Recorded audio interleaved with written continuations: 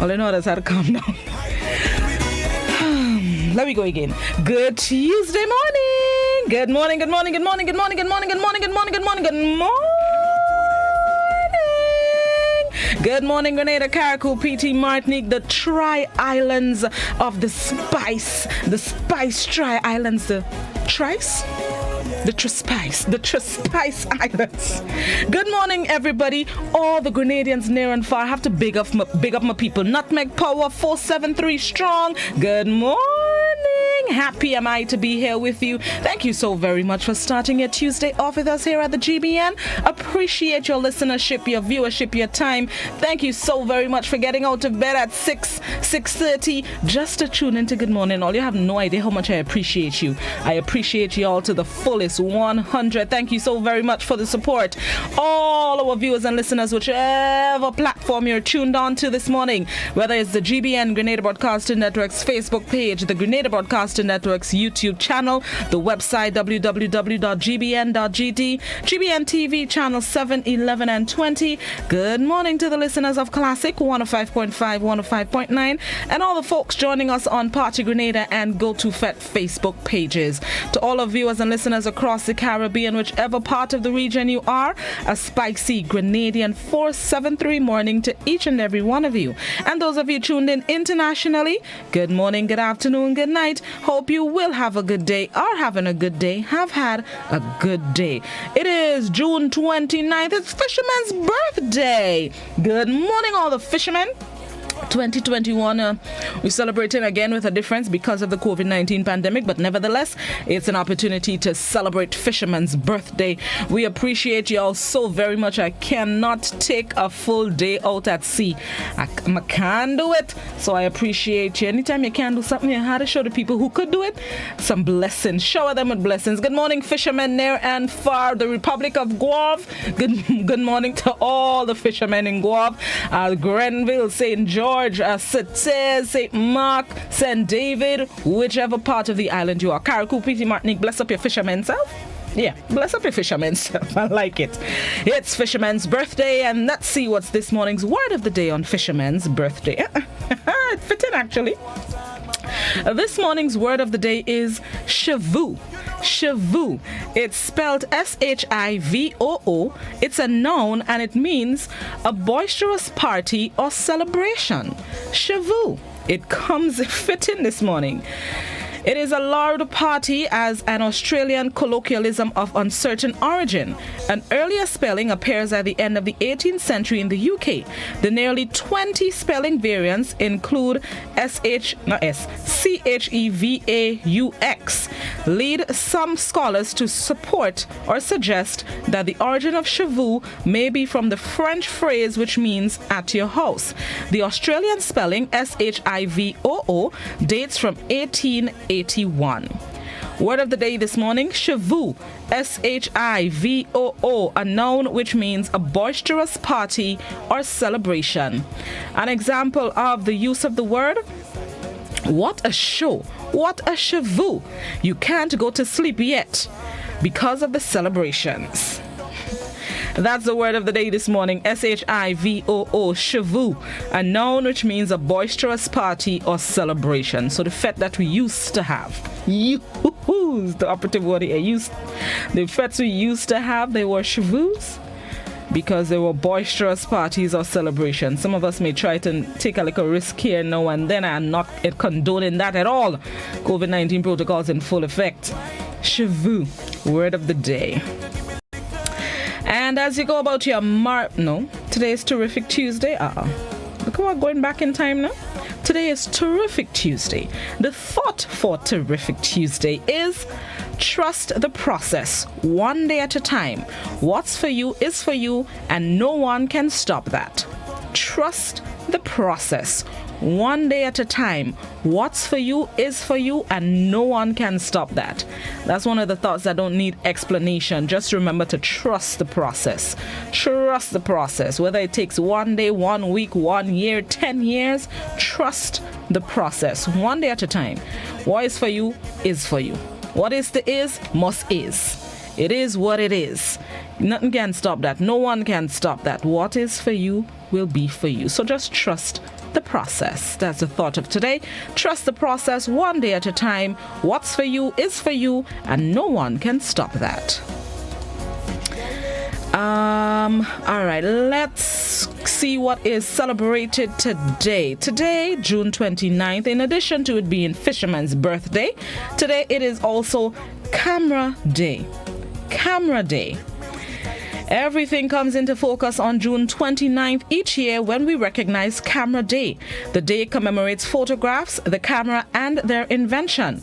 A camera is an irreplaceable tool used to record and replicate memories, events, and people and places. Before the invention of the camera, the only resource to document a vision was a painting. Capturing an image of a person or a place in a drawing took time and skill. Very few people can perfectly draw the likeness of someone, let alone capture the essence of an event. The power of the camera provided many with a simple, inexpensive, and fast solution. It is Camera Day. Gone are the days when we used to have to only remember the days when you had to snap the picture and then take out the film and the picture in the camera and bring it by a photo studio, let it wash the film, and then they're coming back for it now. Well, it started off as 2 weeks, then it gradually came down to a week, then some places did it for 3 days. Not today, no? In addition to there being instant cameras, we have our own camera phone. We ain't even had to wash film no more. You still have cameras being invented that use films? That's a good question. I wonder if people that still bring things to camera to wash, film to wash. I must investigate. I wonder if people still bringing film to wash, in truth. I must investigate, in truth. That is a good question. Gone are the days, or are they gone? Dun dun dun. Okay, that done. Anyway, it is Camera Day today. Snap a picture or two, whether it's a selfie or with you and a friend, or a hussy with you and people. Snap something today on Camera Day. You have people taking selfies on a regular. So whether they know it's Camera Day or not, they're commemorating Camera Day. But you can do so. People like me who don't usually take selfies all the time, today is a very good day to take a selfie. Let's get ready for the morning edition of news while Blossom snaps a selfie. For those of you on radio, hold on. For those of you on radio, it's time for the morning edition of news. And those of you on our visual platforms, we bring you highlights of last evening's newscast. It's Good Morning Grenada on Camera Day, Fisherman's birthday, June 29th, 2021. We will be back in a very short stick and stay.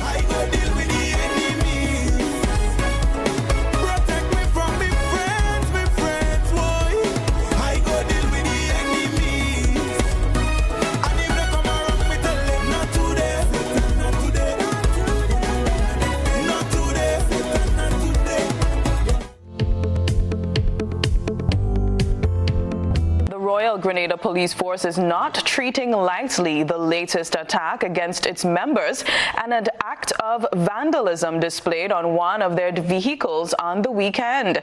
Let's get details in this report. Police were forced to fire several warning shots on Saturday as some civilians launched an attack on the lawmen. The occurrence, which included the throwing of projectiles at the police, left one police vehicle severely damaged. Police say the attack on law enforcement is being viewed as a serious cause for concern, adding that charges will be laid against those responsible. Officer in charge of the Community Relations Department of the Royal Grenada Police Force, Vanny Kerwin, explained. Police at the Eastern Division, Grenville Police Station, responded to noise pollution activities at the Maribo area, where a private body party was being held. On arrival at the scene, the police were met with a crowd of about 50 persons who began throwing stones and bottles at the police. In the process, the police transport was severely damaged, windscreen broken, side glasses damaged, and there were damages to the body of the vehicle. As I indicated, definitively we are going to charge some people by the end of the day, and we're likely to charge some people going forward. He specifically noted that no permission was sought nor granted to hold such activity. Several individuals are being questioned while others are being pursued as investigations continue, the officer says. The superintendent added that other vehicles were damaged in the process and someone should be held liable. 2 civilian vehicles were also damaged in the process. The police unfortunately have had to resort to discharging their firearm to stabilize the situation. The police officers were injured in the process and was treated and were released for minor bruises. Currently, there are 3 persons in police custody assisting with that investigation, and charges are expected to be filed before the end of the day today.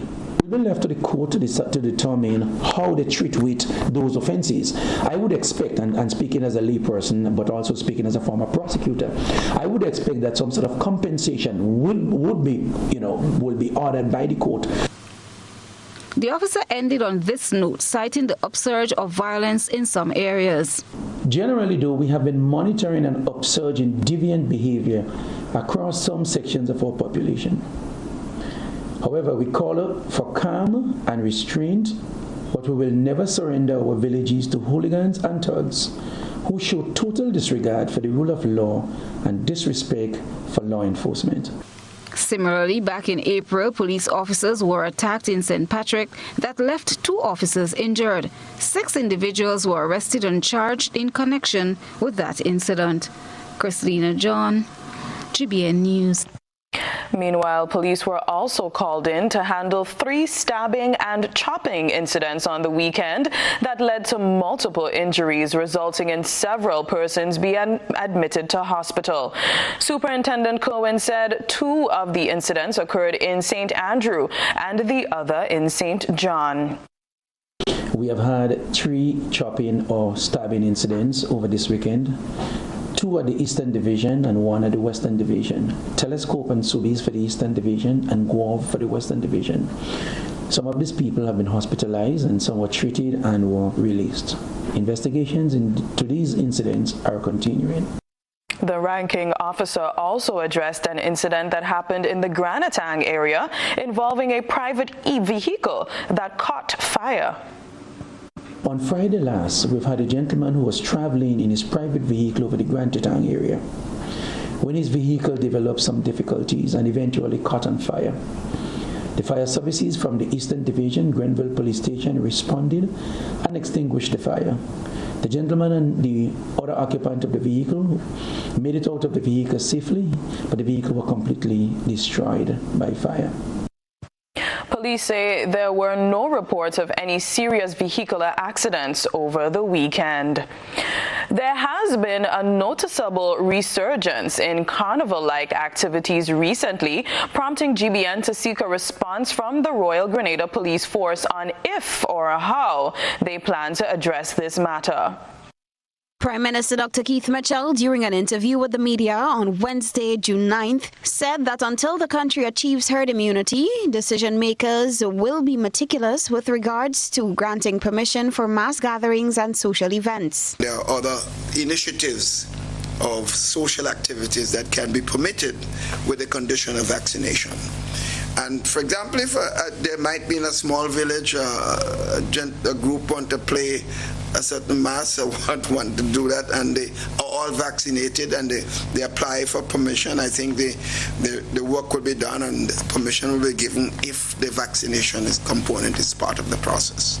So I wouldn't call it government move into carnival, but I would call it allowance of cultural activities.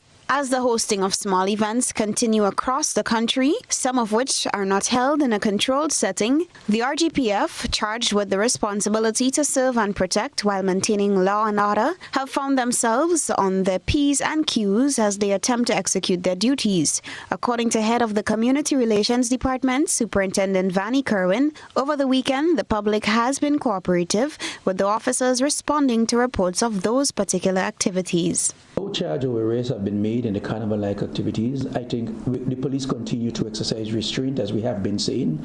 We have spoken to those involved, and they readily accepted that they were in wrong, and they complied. And as I indicated, those incidents ended without any incident. Those occurrences ended without any incidents. We have had full cooperation from those persons who were engaged in those carnival-like activities. As we get closer to carnival, we do expect more of these carnival-like activities to occur. We beg our people, let us do the right thing. Apply for permission where permission needs to be applied for.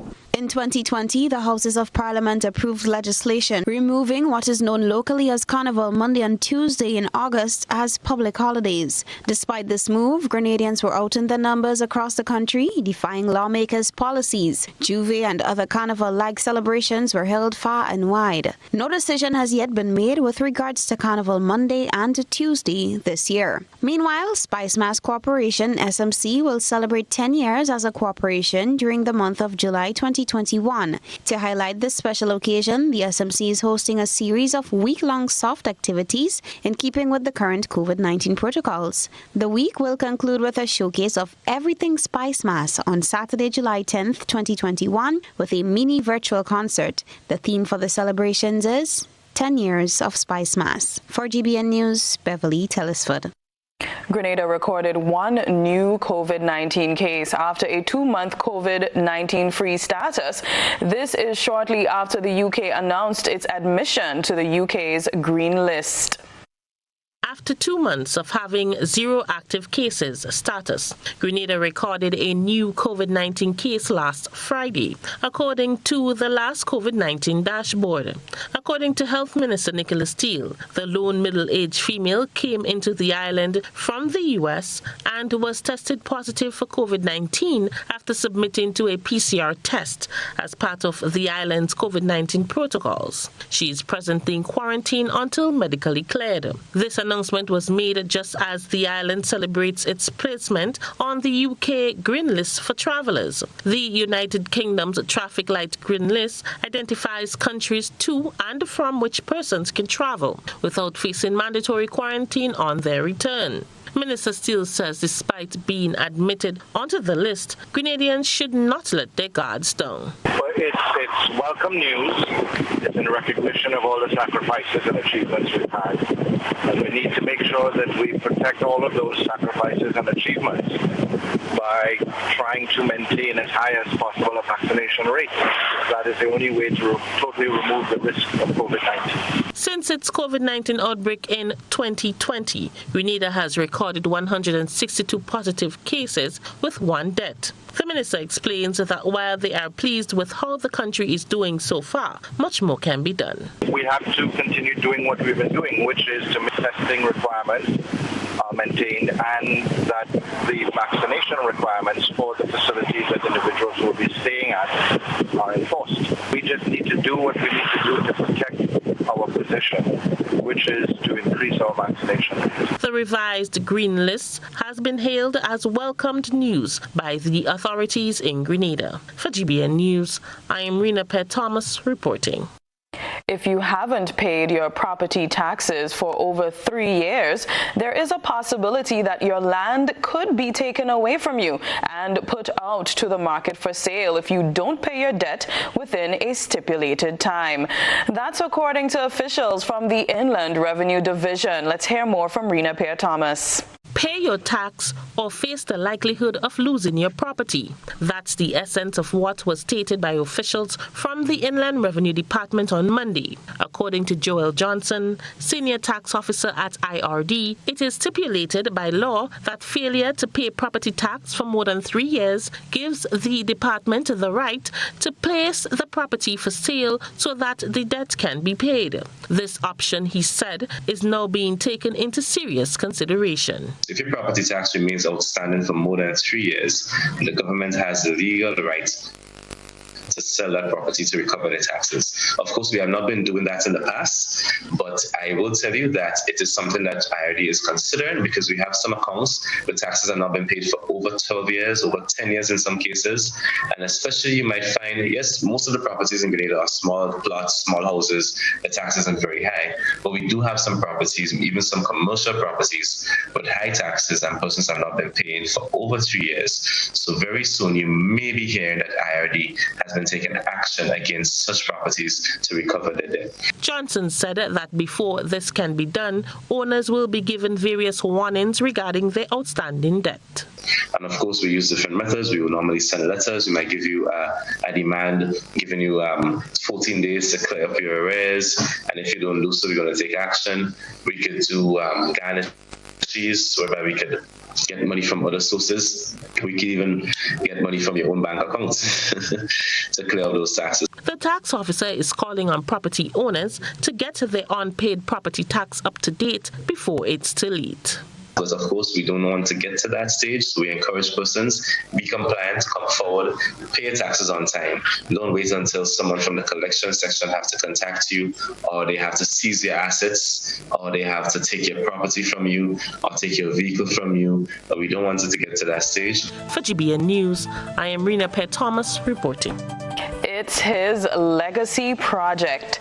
Prime Minister Dr. Keith Mitchell again hinted to a bowing out of politics in what he dubbed his final period of service. A number of projects in the Prime Minister's constituency, St. George Northwest, will fall in line with the memoirs of the legacy of Dr. Keith Mitchell. Added to the low-income housing project proposed for the constituency, Prime Minister Mitchell said a third middle-income housing project is also being considered. The land has already been designated, and we have a community team which is also led by the person's leadership of the Housing Authority, who are mapping out different plots for building of middle-income homes, similarly to the Boucher-Jou housing scheme that you had, that we developed over 25 years ago, that has now been occupied by a lot of public servants, teachers, nurses, and police officers and so on. He said the two types of housing projects are catering for various individuals, and government will provide subsidies to some extent. With that preschool here, it's going to have more and more demands of services, because there are going to be more, as more people move into the area, there'll be more need for services at the pre-primary school level and the community around as a whole. The Prime Minister said these projects will hopefully be commissioned by government before he demits office. I am Gerard Joseph for GBN News. Leroy Nichols says he maintains ownership of the property occupied by a few vendors in Boucher-Jou, St. George. Chrislina John has the details. Requesting not to be captured on camera and his voice not used in this report, GBN was given an explanation into what he said are signed agreements between two of the occupants and the court order for another occupant whom he claims was defiant.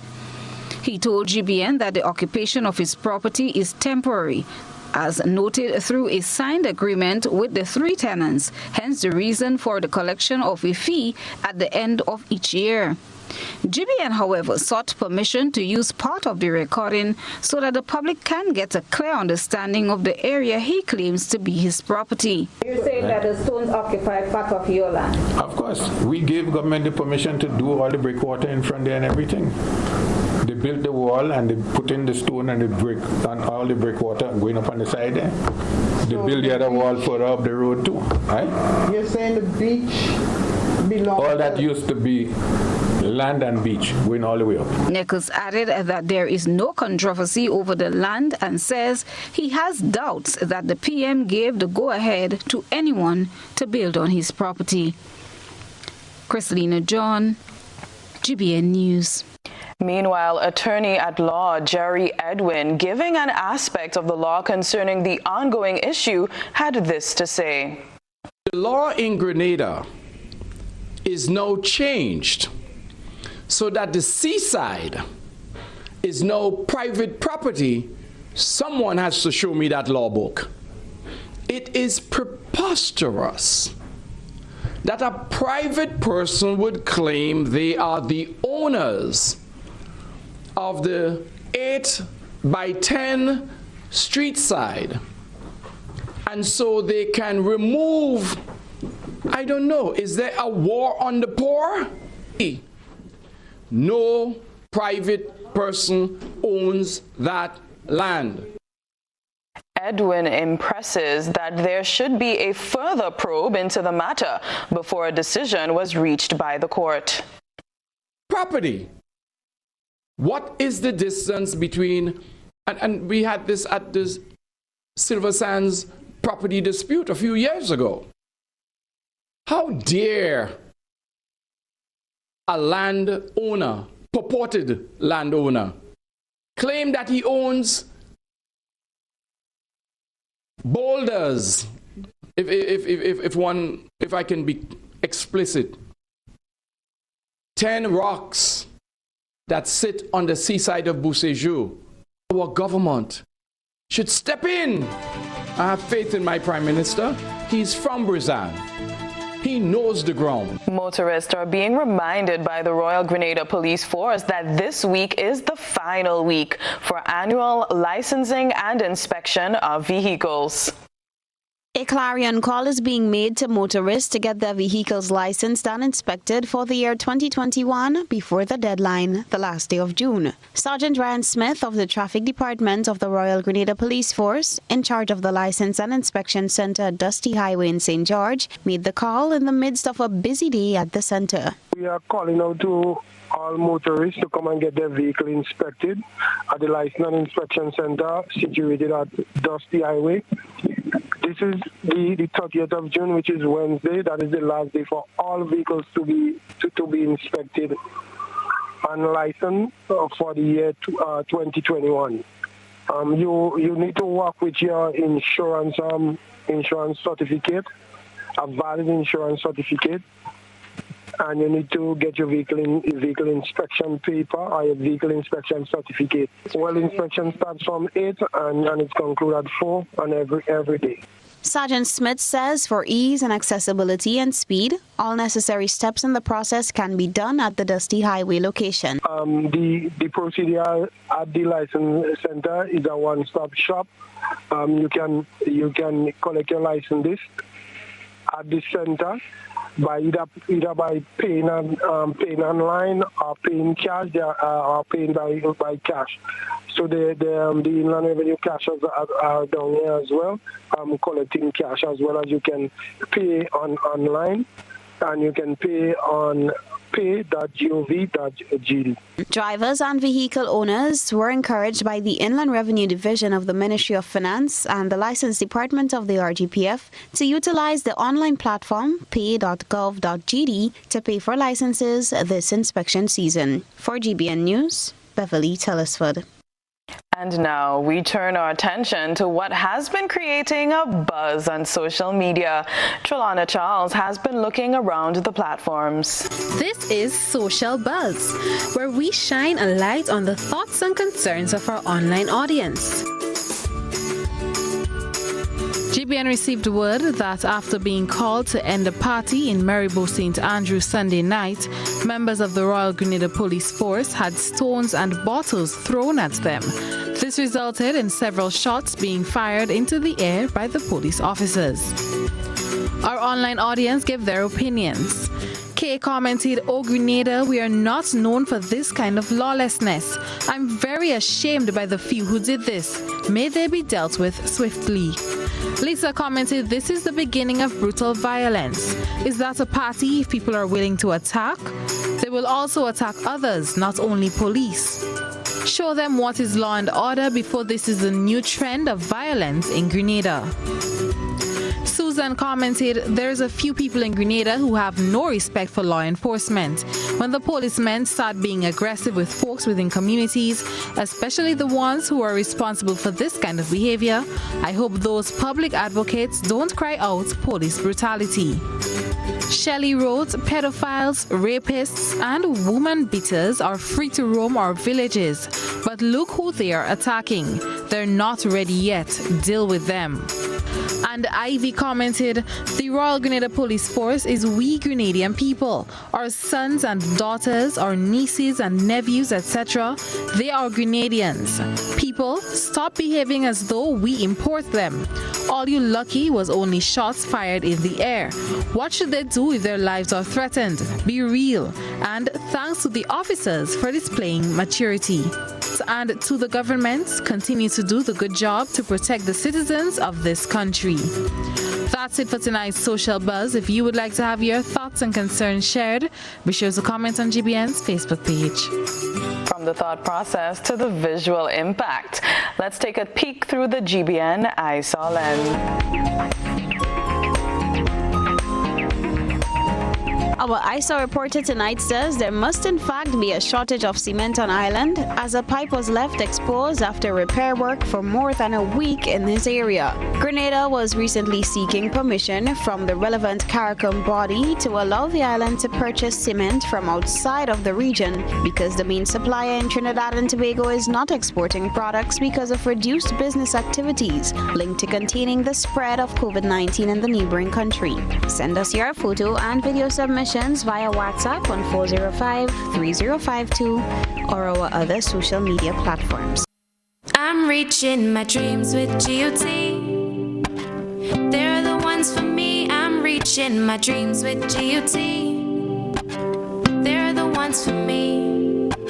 Since 1983, they've been serving the country, and we like all their financing, giving the people what they want, what they need, what they love. Come and join the family that's here for you all the way. From birth to graduation, your first job to your home and your card through your golden years. The GT Credit Union has been actively supporting nation building through its many sponsorships and programs including Financial Literacy Quiz, Pass the Torch Calypso Program, Junior Cooperatives in Secondary Schools, CPEA, and the TAMCC Grants. The credit union has helped many people make their dreams come true. Let them help you with yours. You don't have to be a teacher to be a member. So what are you waiting for? GUT Credit Union, it's where you belong. Montreal, it's time to line virtually one more time. Gemma Rayburn Baines here for Spice Island Cultural Festival, a celebration of Grenada, Carriacou, and Petit Martini. This summer's festival is a celebration of life with food, fashion, music, and culture. Join us online Saturday, July 10th, 3 p.m. on Facebook and YouTube at Spice Island Cultural Festival. Info, spiceislandculturalday.com. Introducing Color by Sissons. Color by Sissons. Color by Sissons. Color by Sissons.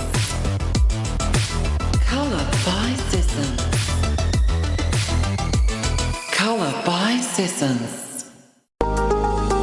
Customer services, bill payment, revenue collections. We are open. NOASA's Lucas Street headquarters. Come, we are excited to serve you. NOASA, committed to meeting customers' needs. Bruv. Hello? I can't see you. What's good? But I can't even hear you. Yo. Hello? Hello? Ah. Okay, I see you. I'm good. I'm coming in. Ah. There you are. Live the experience right now. Enjoy high-quality video calling today. Stream, upload, and share with Digicel super fast LTE network. Visit our stores today and live the experience today. Digicel. Get vaxxed, hey, hey, vaccinated. Get vaxxed, hey, hey, get vaccinated. Vaccinated.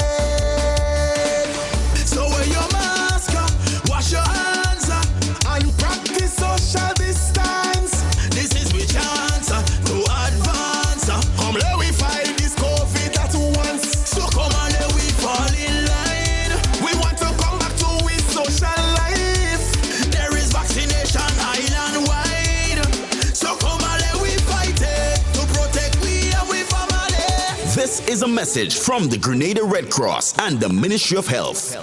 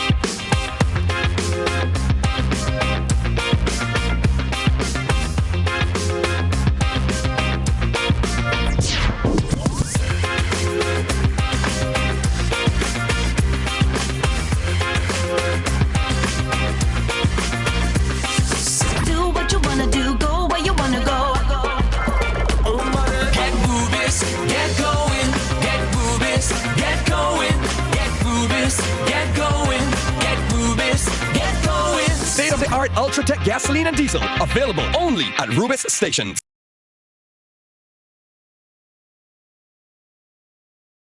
Are you looking for quality herbs and herbal supplements, or are you thinking about having a complete body cleanse to jumpstart your health? Then no need to look further. Visit Nirvana Natural Health Clinic, Detox Center, and Natural Health Store. We carry a wide range of herbal products for kidney and gallstone cleansing, male sexual enhancement formulas, asthma and sinusitis, gas and bloating, acid reflux, constipation, arthritis, imbalanced hormones, female health issues, liver cleansing, weight loss, and so much more. Also available, colonic irrigation, holistic health consultations, essential oils, and diffusers. Look out for our online natural health store coming soon. Call 231-6642 418-7115 or 449-7753 to find out about our delivery options or to book an appointment. Visit us at Belmont St. George's, close to the Fallage, Monday to Saturday, 9 a.m. to 6 p.m.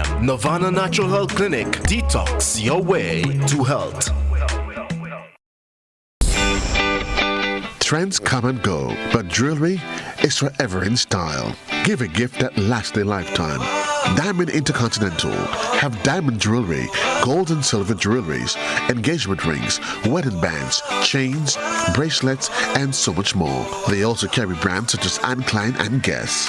Why wait? Visit Diamond Intercontinental Jewelry Store at the Esplanade Mall. Call 440-231234. The number again, 232-1234.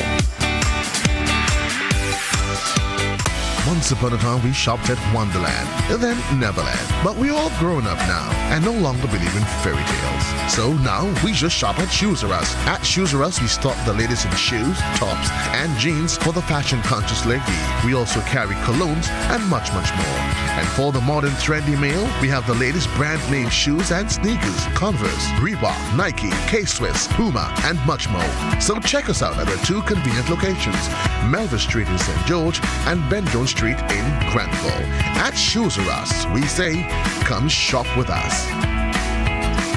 The Children and Adolescents Ministries of the Grenada Conference of Seventh-day Adventists presents Faith is the Victory Gospel Series. Get ready to be blessed by dynamic young preachers. This life-changing gospel series begins on Sunday, 4th July 2021 and continues nightly at 7 p.m. This series will be streamed on Mission Live GND via YouTube and Facebook. Subscribe now. There will be good gospel singing, prayers, special features, and powerful preaching. Come hear interesting topics such as faith as a mustard seed, the shield of faith versus the fiery darts, and the most powerful secret weapon. Above all, God will be there through the Holy Spirit, offering the free gifts of salvation. Come one, come all, and hear children on a mission. It will be awesome and amazing. Understanding our ocean is education for life. Encourage your students to learn about marine life, water quality, sea level rise. Let them explore sciences. Encourage them through field trips and scholarships. The more they know, the better they can protect our oceans from litter and climate change. Let them rise to the challenge. The ocean is our responsibility, their inheritance, their future. This message brought to you by the OECS Commission with funding from the Government of Norway. Remlit, tackling ocean pollution from turf to surf. Montreal, it's time to line virtually one more time. Gemma Rayburn Baines here for Spice Island Cultural Festival, a celebration of Grenada, Carriacou, and Petit Martinique. This summer's festival is a celebration of life with food, fashion, music, and culture. Join us online Saturday, July 10th, 3 p.m. on Facebook and YouTube at Spice Island Cultural Festival. Info, spiceislandculturalday.com. Level of convenience and comfort awaits you when you shop at Rise and Shine Supermarket and Hardware Supplies, Griffin Lane, Grenville. Convenient, because we are open from 7 a.m. to 10 p.m. Sunday to Sunday. We're even at your service on public holidays. Comfort, because we are easily accessible to the physically challenged. Free Wi-Fi is available while you shop, and bags come at no charge. Everyday low prices and excellent customer care. Adequate parking available. We supply everything you can possibly think of. Family and home supplies, fresh meat, vegetables, and personal care products. All brands of cooking gas at affordable prices. Plumbing fixtures, cutting and grinding discs, PVC glue, drywall screws, and power saw blades. You can send in your order, have it pulled, or pick up express.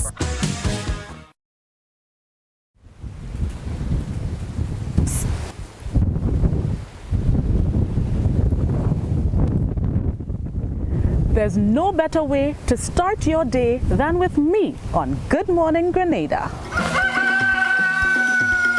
Good Morning Grenada is your one-stop shop. We have information, education, entertainment, your bi-weekly traffic cam, and we link up with the sister isles of Carriacou and Petit Martinique. Join me every 6:35 on weekdays for Good Morning Grenada. It's your daily dose of all things Grenadian, mixed with just a little bit of crazy. Good morning, good morning.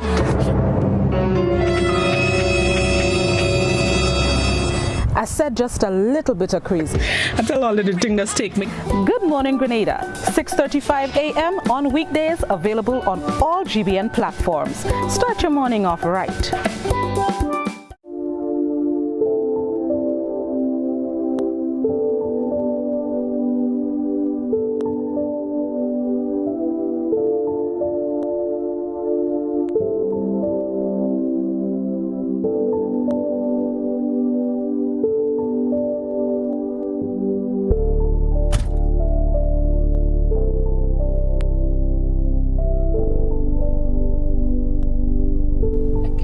To see my granddaughter.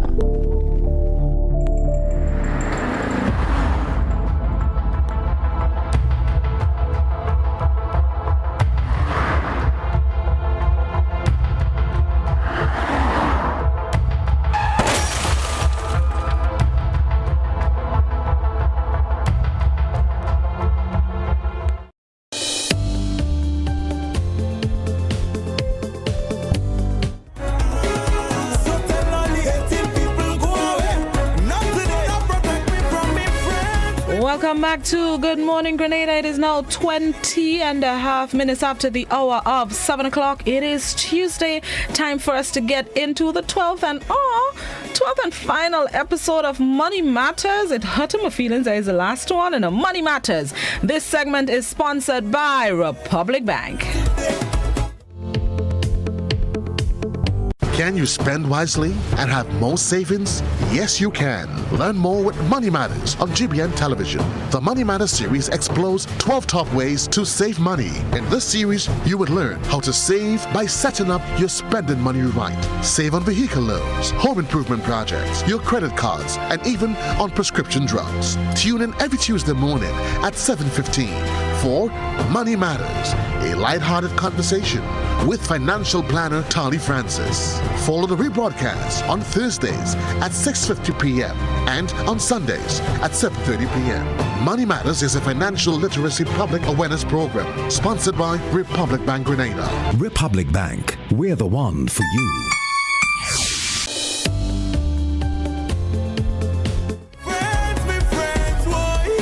Welcome back. Joining us once again is financial consultant Tarlie Francis. He's been with us for the past 12 weeks and he's back with us once again, helping us make our money work for us. Good morning, Mr. Francis, and welcome back once again. Good morning, Blossom. How do you do? I am good. Can't complain. I'm a bit sad that today is our final episode in Money Matters. Hopefully final, and then we'll, come back again soon time. That's my wish. Yeah, well, I'm as excited today as episode 1. So I agree. Always look forward to Money Matters. And this morning, I know a lot of parents will be tuning in. And this morning, we're doing how to help children learn good money habits about savings. That's correct. Let's deal with the children. Exactly. So over the last 11 episodes, we've stressed on good money matters and habits as a must. And today, speaking about the children, where would you say is the most or the main source or place from which the younger ones will learn money habits, good money habits? Good place to start. Mostly from the experiences and the conversations to which we expose them. That was the main source.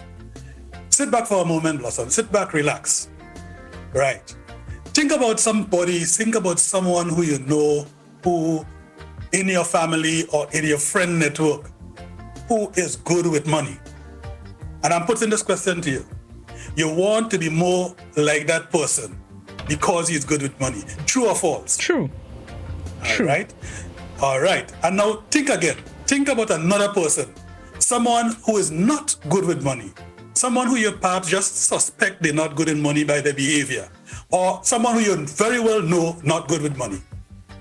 Tell me, you want to be less like him or her. You want to not be like that person at all. True or false? True. Well, all right then. So this is where children get their first lessons, their very first lessons about money and also about savings. And as they grow, they build habits that come to them quite easily and naturally out of what we expose them to. What the adults do, what the adults say in relation to money and in their relationship with money is what children learn as from their main source very early, and it forms their habits as they grow. Well, that may be so, but I mean, many adults may find it hard to speak about money with other adults, much less for discussing it with children. And many parents feel like children have, no right in money business. Let's be honest. But maybe reality is showing us that it's too hard or even far-fetched to expect working parents to train up their children in good money habits. Yeah, that's true. I mean, and that might be true for most households that we know. But let's think about it again. In the same way as we say charity begins at home, in the same way as we teach and try to ensure cleanliness starts from home, decency, all these sort of values begins at home. Well, very much in the same way, money habits truly begins at home. Well, okay, so we know some people might say, after all the schools and teachings, everything else, why shouldn't the school also teach money matters, financial literacy in school to my child? Why can't schools do that? Well, that is true. And I see a lot of us as parents, we rely on the school, we rely on the church, we rely on everybody else to teach our children key things. But a better way to look at this is that money habits is so very important. It belongs in the school, it belongs in the church, it belongs in Sunday school, even in the summer camps, in scouts and guides, 4-H clubs, it belongs in the home. Truly, money matters really belong everywhere. Financial literacy is something we have to try to ensure that our children get it, and they get it from wherever we can give it. So that's why even us as a parents, financial literacy and money matters, these teachings really come from us, but it comes from us not only for our children, but for everyone else, because it is in the everyday activity of children that they form their initial habits and the initial learnings about financial matters. Believe me, whether it's good money habits or bad money habits, whether it's where we teaching them deliberately or we don't even know it, and without knowing it, we giving them lessons in money. The point is, young people in our environment, they are looking at us and they are learning from us what their relationship, what their attitude towards money they should be. And you take this example. At an early age, right? Children learn the relationship between themselves and other members of the family. So a child, without knowing all the details, knowing anything about biology and creation or nothing like that, is able to develop a certain attitude towards persons who are close in the family and can distinguish that between persons who are, like, say, on the fringe of the family. They know the difference between the grandma and the mommy. They know the difference between the auntie and the cousins. So if we take a simple thing like this and we say, as one of the fun things we do with our young child, or even our child at perhaps the age 6 or so, we draw a family tree. And we talking to them about who is who in the family, and we try and link it up. Inside there, we begin to tell them things like, this one bought that house, this one traveled abroad to make better income, this one was able to buy a nice car. Inside that conversation, we actually have the opportunity to teach, to train, to give money training. This one could have afforded X, that one could not have afforded Y, so he buys Z, and things like that. And which one had a lot of money, which one had it because he was saving, which one had it because he got a good employment somewhere, So all these are teachable moments in which you get a chance to help the children start learning about money. We will find that if we take those moments and train or tell or give or speak about something, these impressionable children in our lives, they pick up in the stories some parts of it and they don't pick some. About money, they wouldn't pick it up if we don't put it in. Or if we put the bad attitudes and the bad lessons in there, then they would pick up the bad ones. Okay, so what age, when should parents, guardians start talking to their children about money? How early should we start that conversation with our children? Let's keep the word early. Really, it should be as early as possible. It's really never too early to start talking to children about money. And I really mean money. I don't mean using other words to mean money, actually money. And people, more importantly, should be teaching how to manage money, how to deal with the money, right? So what is important, though, is that we should be alert in our day-to-day dealing with our children and other children, alert for teachable moments, because a lot of teachable moments come up. And it is not that we have to be carrying on a class, but that we have to be cognizant, we have to be aware of the fact that we have a teachable moment here or there to help our children learn about money. It's a simple thing like if you had even a 6-year or 8-year-old accompany you to the corner shop or to the grocery, you give them a $5, a real $5, so that they can pick out their own snack and pay for it to the cashier.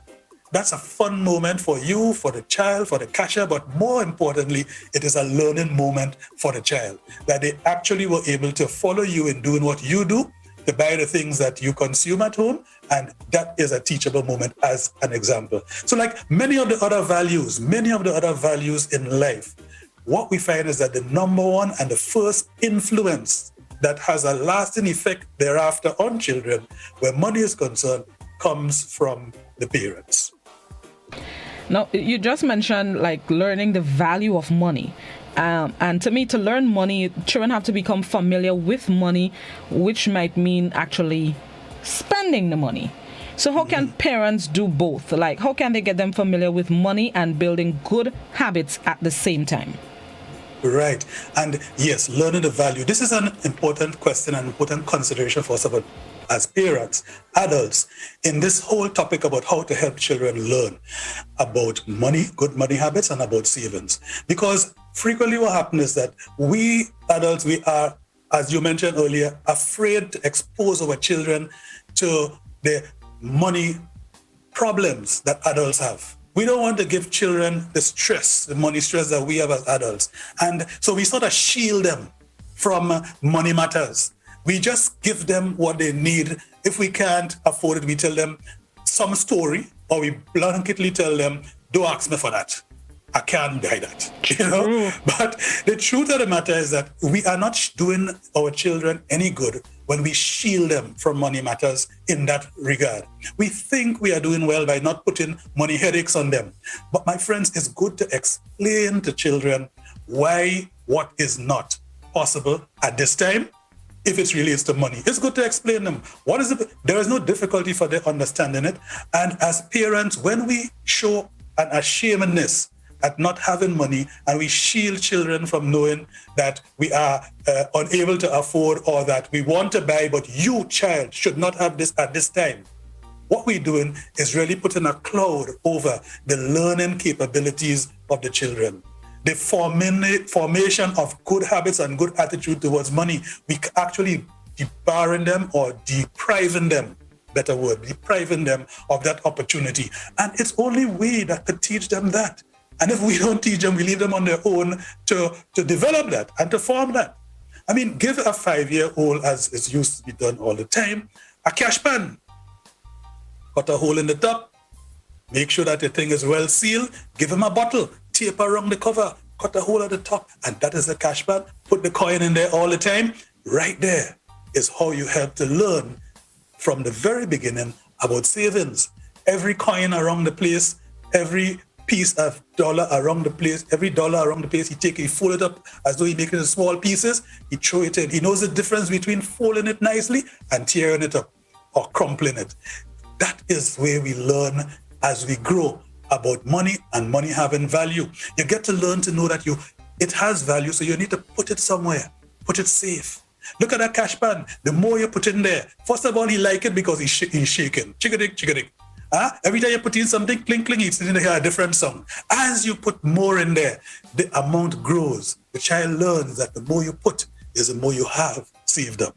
And as the bottle fills up and you put even paper in it, he realizes you can no longer see through the bottle. Things growing inside there. What growing inside there? The things that you put in. Sooner or later, it's a lot of fun for this child. Everywhere you see a coin, you want to pick it up and to go and she want to pick it up and go and put it in this thing. I mean, give a child a little box or buy a cheap toy and say that is your bank. And you are our banker in this house. And put that little box in a corner on the left-hand side in the bottom of the closet.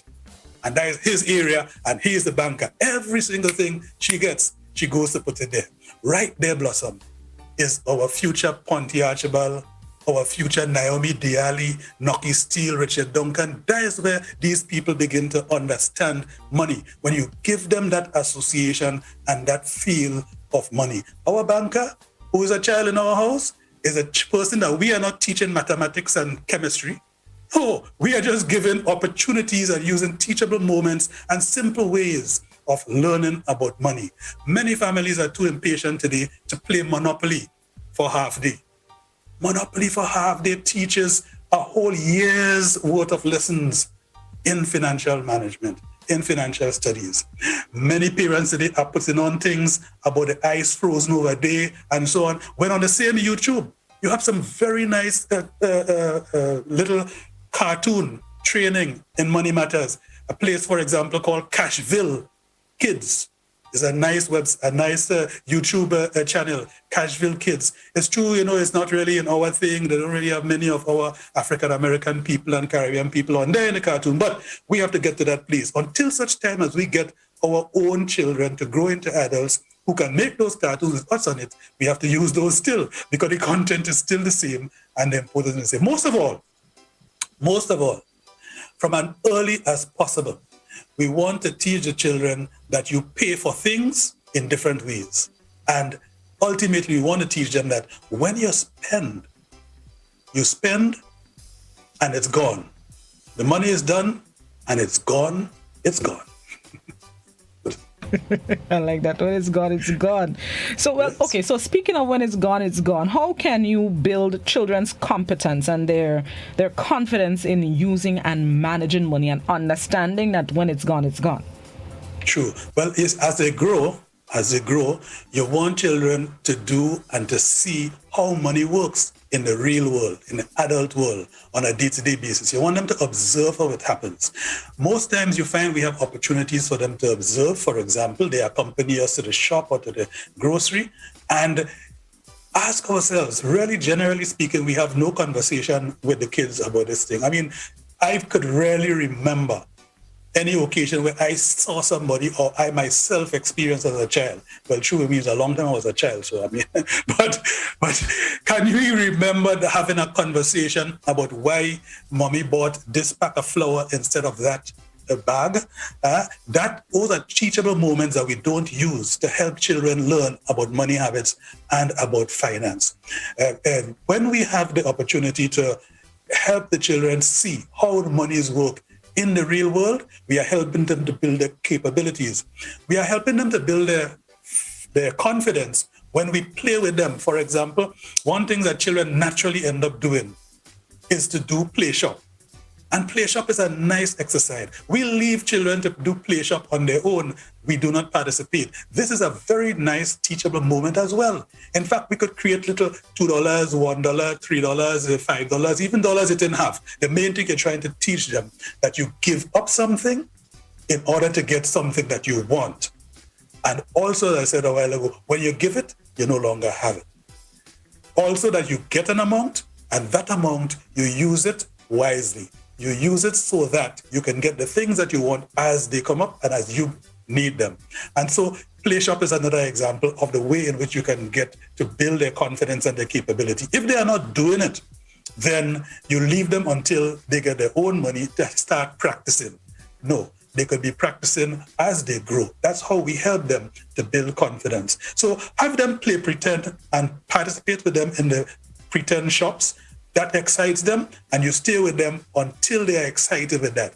After they are not so excited with that, you want to go to other stages. For example, you want to give them a little bit of their own money for chores. So when they do things around the house, you give them money. They begin to learn about earning income and about what you do with the income. They may no longer have the little piggy bank that you gave them, but now you find other means as they grow to teach them and to help them to save. So that's how I say, participate and get them doing things so that they begin to realize that with real money, sometimes if you keep buying, then the money goes away and it's gone. Now, something you said it occurred to me now. So far we've been talking basically cash money, yes. Dollars, paper dollars, coins. But in 2020, most people shop with debit and credit cards. And so does that make it harder to use like shopping occasions to teach our children money habits? Do the cards, that piece of plastic, does that spoil the teachable moments? Right. First of all, I'll say no, but it gives us something else as far as the way in which money value is manifested, the way in which money value is stored and used, that we have an opportunity to teach as well. So, I mean, I read somewhere where it said that some survey was done and it was found that sometimes children are very confused about this card business. And you can find that a child might ask a parent, if the parent say they can't, the child might ask the parent, can't you just buy it with your card? As an example. They're confused about the link between the money and the card. So that too is a teachable moment. It is not as easy as if you have the cash in your hand, but it's not so difficult. For example, I think if you're on the way to the supermarket, for example, you stop, you take some money from the ATM, you take a little receipt as well. You can show the amount of money that you have left there in the ATM. Before you leave, you take the child, you show the child where your balance is, on this phone or wherever. You go in there, you spend, especially debit card we're speaking about, you spend, you come back out and you show the child what is the balance now that you have been out of the shop. So that's another example of where it is not too hard to teach. In fact, it might even be much easier because you're practically teaching just as though they were learning a piece of arithmetic or so. So yes, it's with cards, it's a little different from being cash only, but it is not more difficult to teach. And it's very good to start teaching them early about cards, as you say, in 2021, because right now, Dcash and all these things and a cashless society is where we move into so quickly. For those of you who are just joining us, this is Money Matters, a segment or a series, I should call it, a series that has been sponsored by Republic Bank. We thank them so very much for coming on board. And this morning we're talking how to help our children save. So let me see for those of you just joining us, let me see if I can give you a little recap of what we've covered so far. So let me see. So children develop money habits based on what they see us do with and about money. Like what we say. You also said it's never too early to start to speak and teach our children about money because they are actually seeing or observing what we're doing and listening to us as well. That if you use teachable moments, children would understand what money is and they'll see how it works day to day. They'll know that once it's gone, it's gone. And important, they will learn that, money, once you spend it, that done, that gone. Yes, correct. And that's a good summary. Nice, very nice, very nice. Great summary. And because, I mean, it's part of what we do and what we say in any event. So children and teenagers, they are watching us and they are learning all the time. So it's no extra effort, there's no extra stress on us to be explaining to them from a money point of view what is happening in the things that we do, in the decisions that we make, in the resources or the goods and services that we pay for or do not pay for, in the money that we do not use today because we want to use it for something else tomorrow. So, all of this really helps them to get to better habits and developing the relationship that is positive that they can have and becoming confident themselves in the use of money as they grow. Now, you mentioned teenagers. So far, we've spoken about the young ones who, more, they're easier to train and to teach when, you're 5, 6, 7. But when you come to the teenagers, the 13, 15, maybe even 17, how can we create teachable moments for them or even train them in terms of good money habits? Because there could be a parent now and just want to get into how to help their child, and the child is already a teenager. How can we create teachable moments for our teenagers? Yeah, that's true. And famously, teenagers, after a while, they begin to put us on guilt trip and we just can't teach them anything anymore. We just have to give them every time they ask for. Exactly. That's also true. But yes, once we are having our children, now teenagers, they're growing, being able to help them go the right way before they go deep down the wrong way is, it's very important. So, yes, in that case, what we need to do is to give children, teenagers now, their own money. For example, you give pocket money or you give allowance, you give them in ways that are not so much that they can, it could swell their head and they could just go and, become spendthrift or so. But you give them pocket money and you give them it in a way that they can understand that you get at a certain time and it's for a certain period for the things that you need and want, including savings. What you can do also is that you give them an amount. And because you are carrying them up from small about savings that they used to put in the piggy bank, in the same way you can say, I'm giving you $20.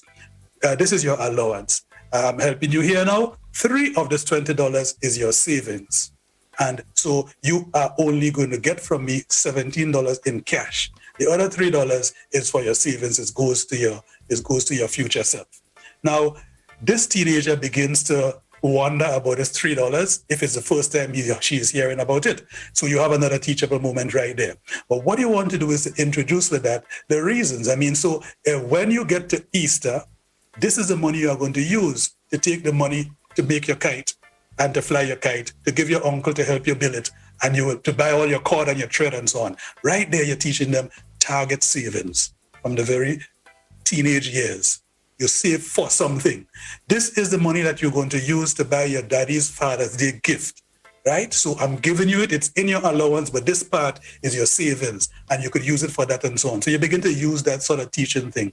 What is important when you get to teenagers is to actually give them real money, but make sure that you don't teach them that money comes easily. So every time they come back and ask for whatever kind of reason, because between Tuesday and Thursday, they spend out all the money. Friday, all the friends and everybody, they're going down in the park and they need a little extras for snow cone, snow ice, soft drink or whatever, they come back to you again. They should not receive, because you need to teach them that they should have been pacing themselves with what they got for the week. And you can't just come back and ask and expect to get it. In the future, you wouldn't be able to just go and take it from your boss to get your money. You have to wait for payday. So in teenagers, you bring some real world experiences to them. And it's good that they experience it right there. So you also let go the money so that they can make certain decisions. But on the way to making the decisions, you talk with them. So you want to buy this, do you know how much it costs in that other store? Have you really checked the 3 stores, to see which one is where it's cheaper? Have you done a little research? So they begin to develop that attitude that I don't just go and jump in a first store I reach and buy. So you need to do a little research and so on. So you discuss that with the teenager. And it's easier to talk these things with teenagers while they are teenagers early than when they are teenagers turning now 19, 20, and then would like to raise their shoulder to you to find, but why? Why?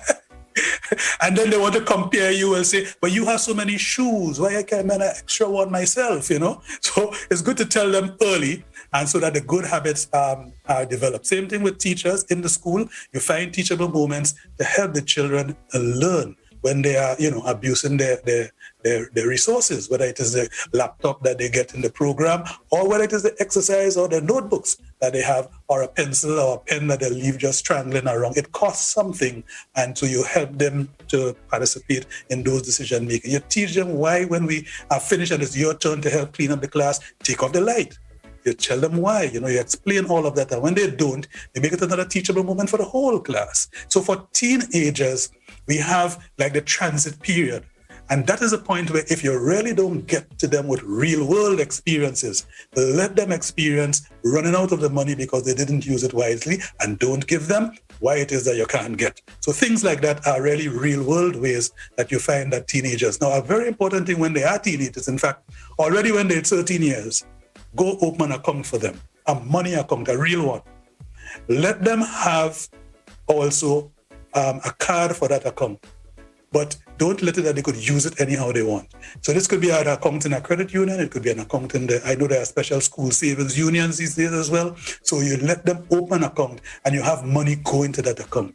The reason why you could also let them have a card is because they can take out a certain amount of money. By that time, they know how much their allowance is, and you can begin to practice having them, rather than take their allowance from your hand, take their allowance from that account. So, yes, exactly. And you'll be disciplined about it. And every 3 months, you can take a statement from that, and you can walk through it with them to give that experience of reconciliation and what budgeting is about. You begin to introduce it as well. So those are some of the ways in which for teenagers, I would say you want to. The most important thing for teenagers and for those who are growing that way is to let them see, I've got to let my children have real money.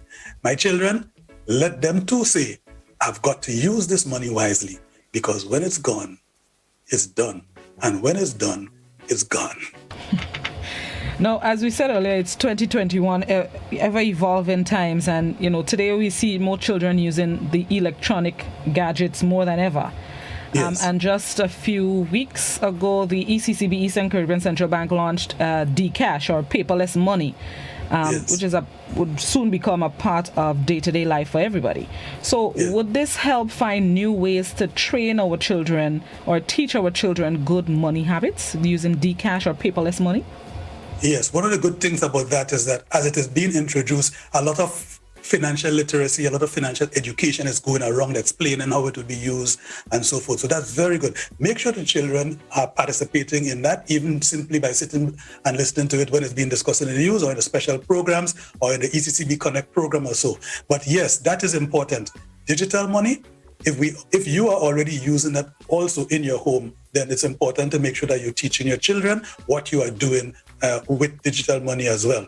Now, it should not be too difficult for our children, though, to grasp digital money, because a lot of the games, the computer games, and a lot of the different applications and so on that you find even on the phone, they are using this concept of stored value that is stored inside. So how many balls left, or how many bullets left for those who play those war games and so on, how many more pieces of appliances you could pick up and so. So it may not be too difficult, as an old man like me might think, for children to pick that up. But it is something that you need to be deliberate about. I quite agree. That question should be answered saying yes. it is difficult if we don't pay attention to it. But if we are paying attention to it, and if we're not shielding the children from how we are using digital money, then what we are doing is good for the future.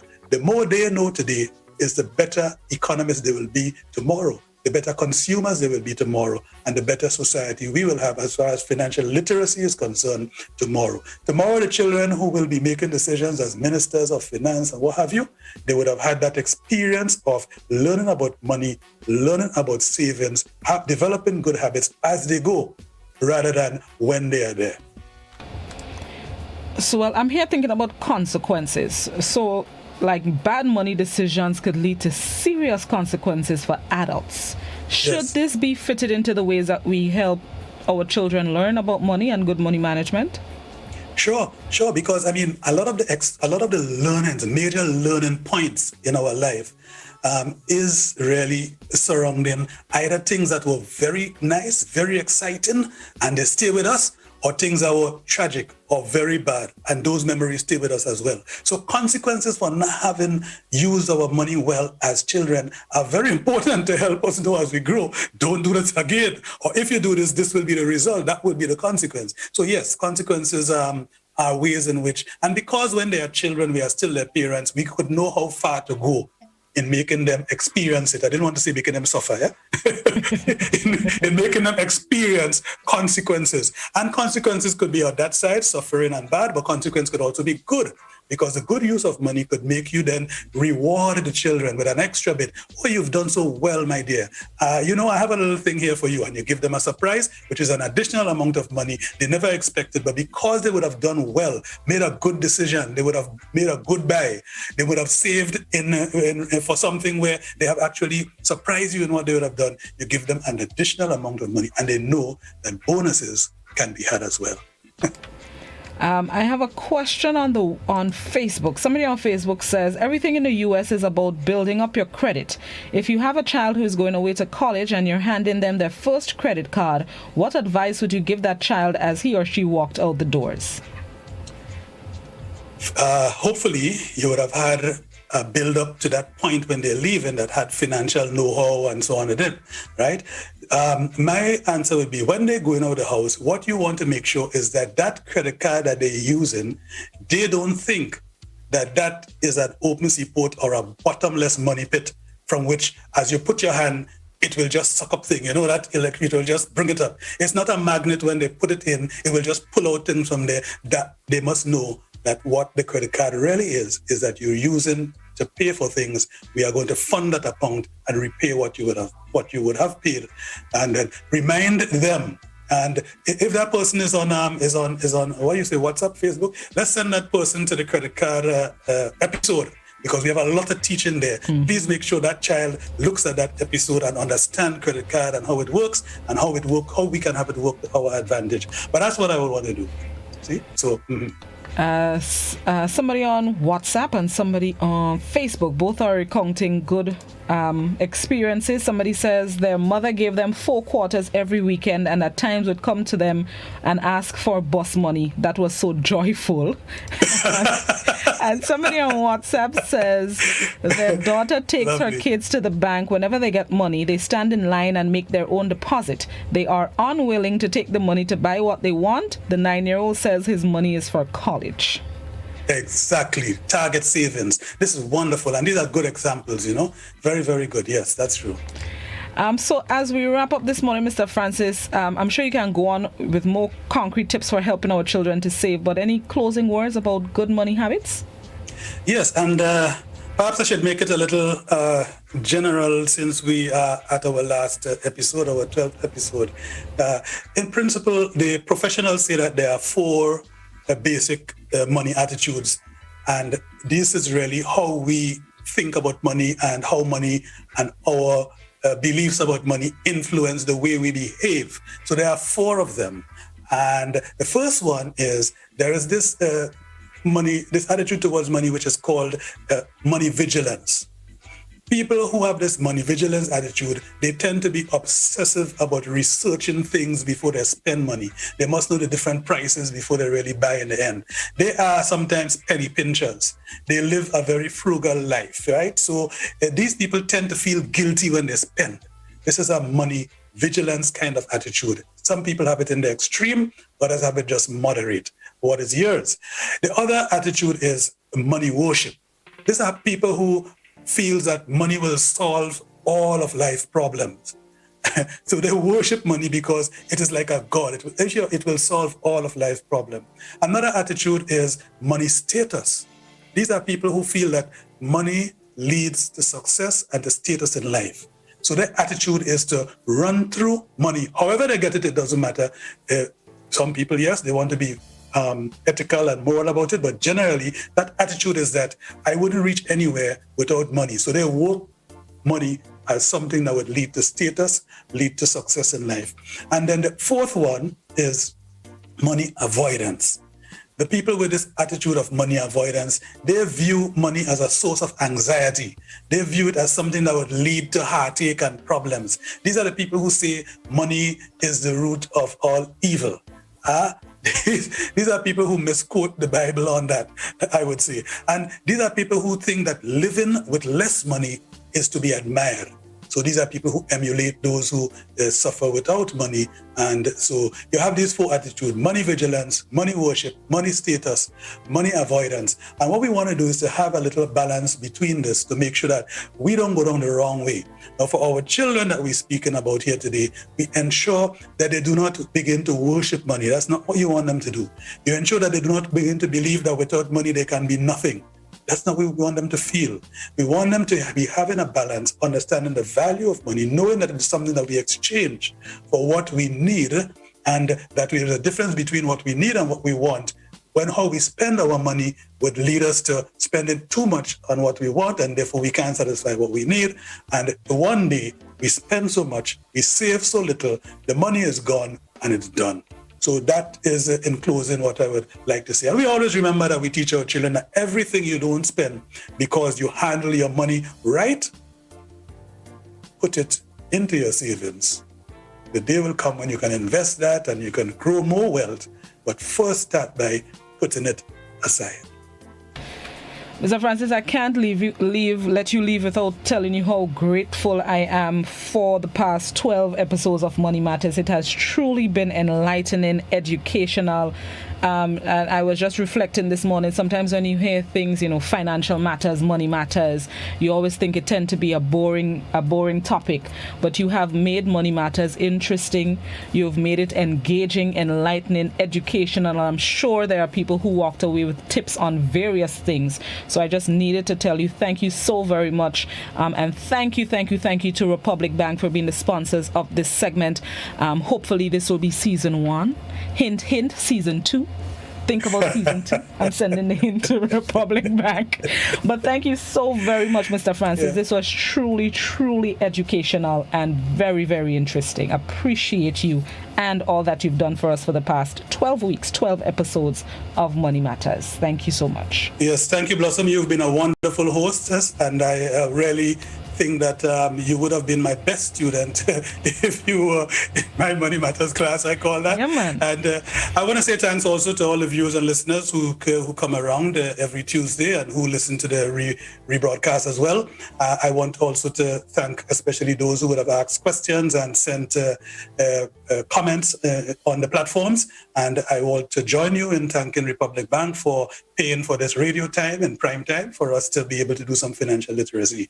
And I look forward at least to hearing from some people that you would have benefited greatly from Money Matters 12 episode series on savings. Thank you, Blossom. It's been great. Thank you so very much, Mr. Francis. Take care, all the best, and hopefully you'll be back for season 2 again. Hint, hint, Republic Bank. Thank you so much. Hint, hint. Okay. Have a good one. Financial consultant Tarlie Francis, he's been with us for the past 12 weeks, 12 episodes of Money Matters, and speaking from not just the host, but a member of the public, as a mother, somebody who uses debit card, credit card, and might be taking out a mortgage soon. He has given so many tips tips that we can all use. We have been broadcasting Money Matters episodes, and you can always go back to GBN's Facebook page, the YouTube channel, and look for episodes. Every Tuesday for the past 12 weeks, we've done a different topic on Money Matters. So you can just go back to those episodes on our Facebook page, YouTube channel, and refresh your memory, refresh yourselves of all the tips that he has provided for us. So we thank him so very much. And once again, thank you to Republic Bank for sponsoring this segment. Appreciate your support, and thank you so very much. It is now time for us to join the BBC for its 8 a.m. newscast. Enjoy the rest of your terrific Tuesday, everybody. Bye. Bye.